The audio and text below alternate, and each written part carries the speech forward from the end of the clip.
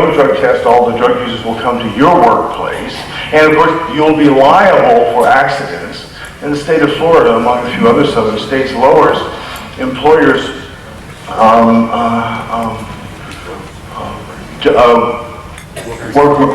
workman's compensation rates if they drug test.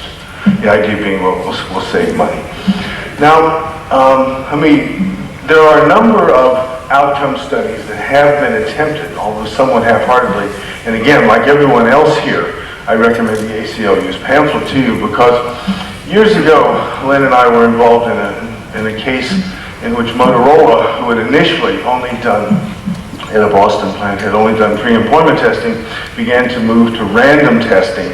And in those hearings, we got to present the claim that there is no proof that drug testing is a good investment. And Lynn began working very hard on looking at studies, outcome studies, claiming to show that drug use was a useless investment. And she brought all that work into fruition in writing this pamphlet, so I very highly recommend it to you. Again, these are not tests about the technical adequacy of testing.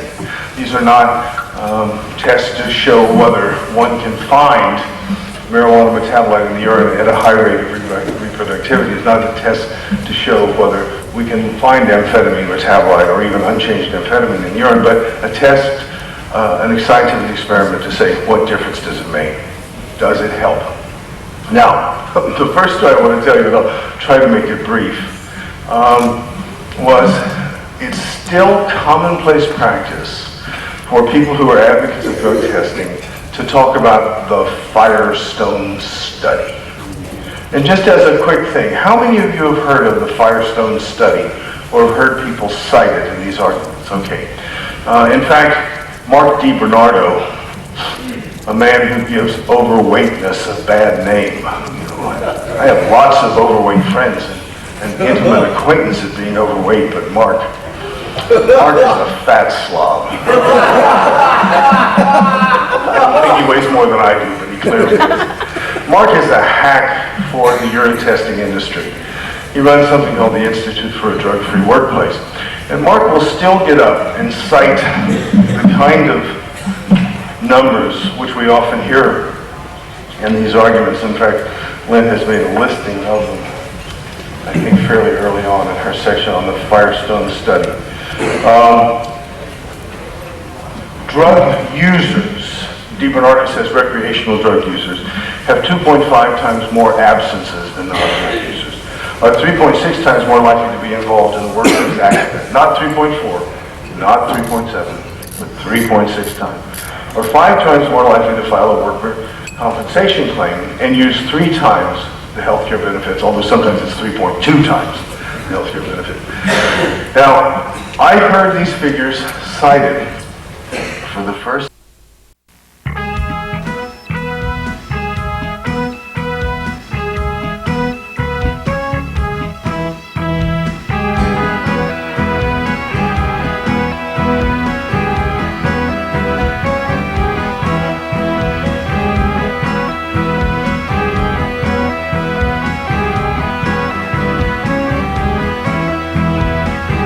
We so happy we alive, we together can survive. Stop the bullshit, stop the lies, and now's the time to legalize. Tell me brother, tell me true, what the hell we gonna do?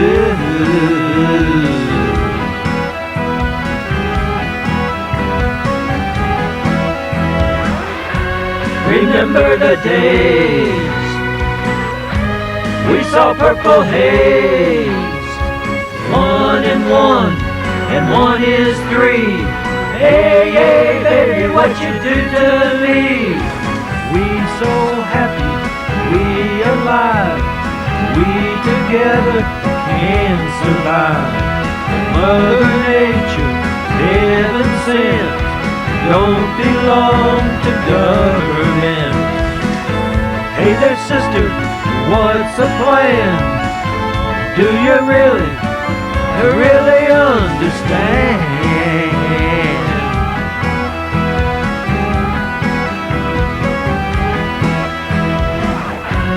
Remember the days we saw purple haze. 1 and 1 is 3. Hey, hey, baby, what you do to me? We so happy, we alive, we together can survive.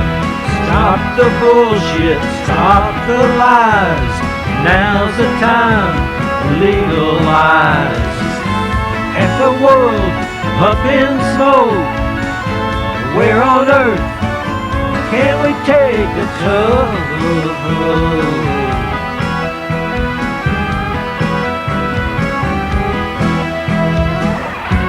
Remember the days we saw purple haze. 1 and 1 is 3. Hey, hey, baby, what you do to me? Human